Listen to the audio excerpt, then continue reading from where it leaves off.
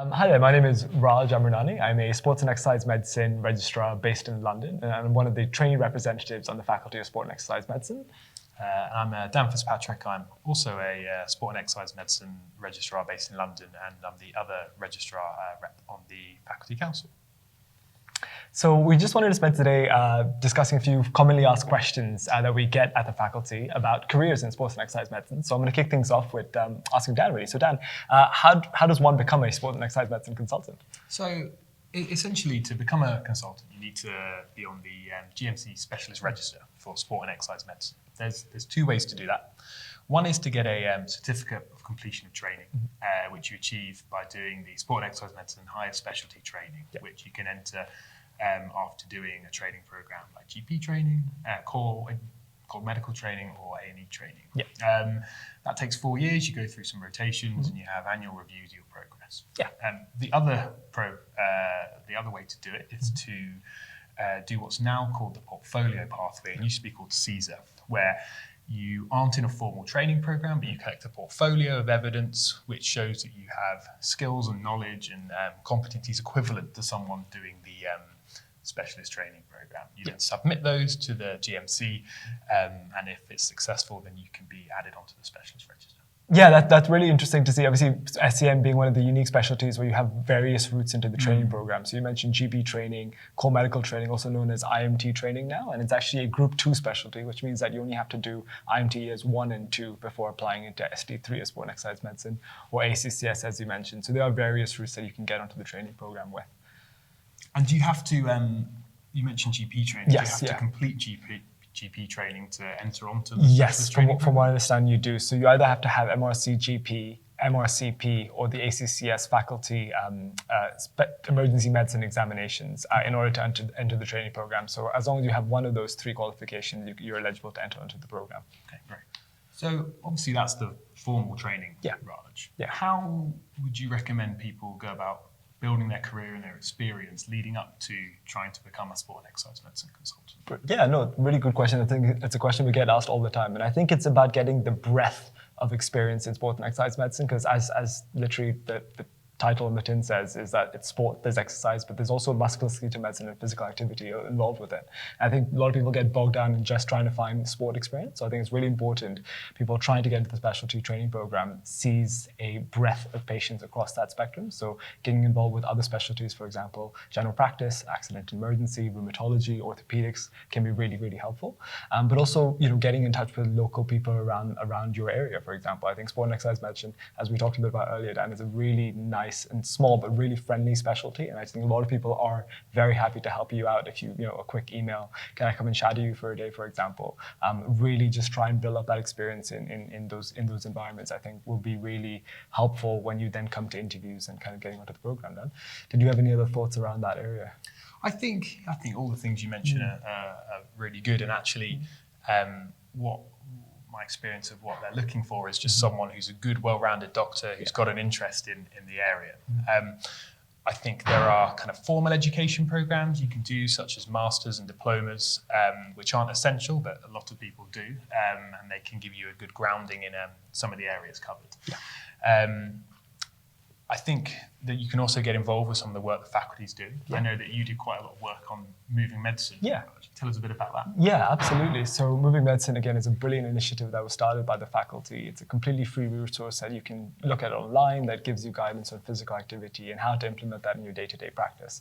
So something that I got involved with was getting involved with an evidence update around inflammatory rheumatic diseases. And I think they have loads of projects that junior doctors, medical students can get involved with. So we took a lot of juniors on board who were interested in sport and exercise medicine, got them involved with the work. We've now been able to publish that work, present it at conferences, and that gives you a lot of things to put on your portfolio and talk a bit about when you come to applications. And I think that's a really good thing to get involved with. So I really encourage people, if you're interested, definitely get in touch with the Moving Medicine team. There's loads of projects going on board, and that's something I think would really help you with your training applications going forward. Great. So another question we often get, Dan, is about trainees who have done a master's in sport and exercise medicine, for example, that you mentioned earlier, and how that differs from the actual training program itself. Could you tell us a bit more about that? Yeah, absolutely. And I guess the third strand of that is thinking about the becoming a member of the faculty and how those things differ. So the higher specialist training program is a 4-year program of clinical rotations, which leads up to a certificate of completion of training and enter onto the specialty register for sport and exercise medicine. And that's what allows you to apply and to take up consultant jobs in sport and exercise medicine. Masters and postgraduate certificates and postgraduate diplomas run by universities are really valuable educational programs, often involving some research and lots of clinical experience, but they're done standalone and don't contribute towards eligibility to become onto the specialist register and to become a consultant.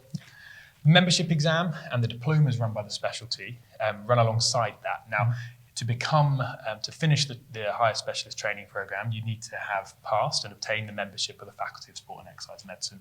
But again, similar to other membership exams, this is a standalone exam run in 2 parts. And whilst lots of the same material will be covered across all of them, they should be seen as separate things. And the way to become a consultant is to complete the higher specialist training program and fulfill all the requirements in that. Yeah. Brilliant. And I think just to add to that as well, Dan, obviously, like you said, the master's program does add, it does give you a few points on the application program, but like you said, it's very different from the actual training program itself. And obviously the faculty have now also introduced 3 new diplomate exams that you can potentially do earlier on before your membership exam. So this includes the diplomas in musculoskeletal medicine, exercise medicine, and team care. And that's something that we found a lot of juniors now are potentially considering prior to applications, because again, that not only gives you a really sound knowledge base around the area and obviously the 3 pillars of sport and exercise medicine, but also then again helps with your applications. So I think that's something definitely to consider going forward prior to membership exams that you do during training. So in the training program, Raj, what does your normal working week look like? It's really varied, Dan. So I think the training program we see is across 4 years, and across each of the years you do something ever so slightly different. And again, that will also vary throughout the regions of the training. So obviously we're both based in London, but speaking to trainees all across the country, everyone does things slightly different. Now, broadly speaking, obviously the training program covers the breadth of the curriculum. That's sport and exercise medicine. That's again available on the GRCP TV website, and that goes through exactly the areas that we need to cover. But generally speaking, will involve a wide range of areas, including accident and emergency, cardiopulmonary exercise testing, sport and exercise medicine clinics specifically, orthopedic clinics, sometimes places do cardiology and respiratory clinics, public health. So you can see, again, there's loads of areas that you could potentially be involved with. It just depends on what your training program director feels will best benefit your needs. There's often also longitudinal sporting placements that you usually have during your later years of training, so usually in SD5 or SD6, where you get exposed to team care and trying to build up, again, those competencies as part of being a sports medicine physician.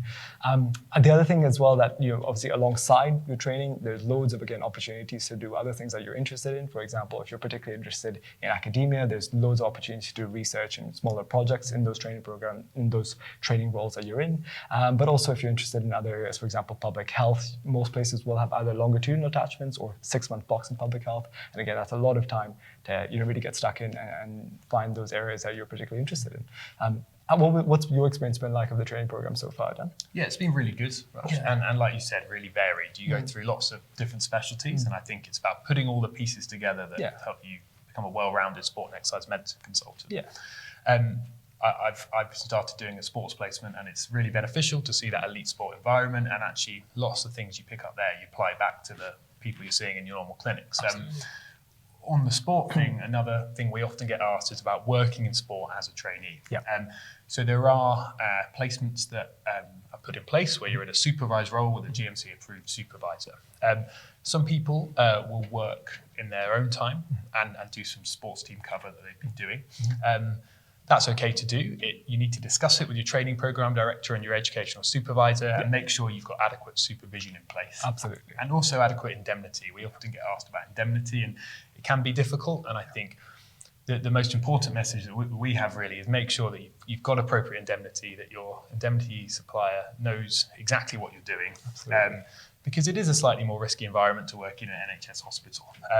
Some people have recently found it slightly difficult to get sports indemnity below the grade of ST3 or registrar. And actually we think that, one benefit I've had was doing lots of shadowing work, following more experienced doctors on match day. And you realise you can get lots of experience leading up to a point where you're ready to do it yourself. And our main message about that is just make sure you've got all the appropriate indemnity and supervision in place. Absolutely. Absolutely. But there's no reason you can't do it during training. That's it. No, completely agree with that. And I think ultimately the message is as well is that don't do anything you're not comfortable with, really. I think, as long as you have the right supervision, the right indemnity, and you feel competent in the role you're doing, that is, again, you can do that, but again, with the right approval from your training program director during the training program and before that. So yeah, definitely agree with what you just said there, Dan. So Dan, another question we often get is in the run-up to applications for sport and exercise medicine, particularly at, GP trainees or core medical trainees, and putting their application together. Could you share a bit with us your experience about how you did that, any tips that you have for trainees going through that process at the moment? Yeah, so I think there's lots of information out there about it, and you can find that on the Joint Royal College of Physicians Training Board website. If you search Sport and Exercise Medicine ST3, you should find it. And it details the application process, which starts with an online application form where you list various evidence you have, and they score you for things like having any teaching experience, any publications, other degrees, those sorts of things. The normal sort of thing you'd expect, but it'll show you how many points they give for different areas. It then explains the interview process and how offers are made and how many jobs are available and where they're available. And I'd really advise looking at that as a first port of call, because there's lots of information available there. Absolutely. You can obviously, as we said, it's a small friendly specialty. Lots of people often get in touch with faculty or individuals they know or have found out about, and to offer just a bit of kind of advice about what to do. But really that website should be the first port of call, and all the information you should need is there. Absolutely. Yeah, just to add to that as well, Dan, obviously not only about the application as well, but also about how the interviews are structured, generally what they cover. Again, all of that is really detailed on the website. So as Dan said, really good resource in the run up to your applications. And make sure you look at that in good time, well before you apply, because I think there's a lot of things that you can try and tick off before you actually apply that take a few months to set up. So definitely look at that sooner rather than later if you're interested.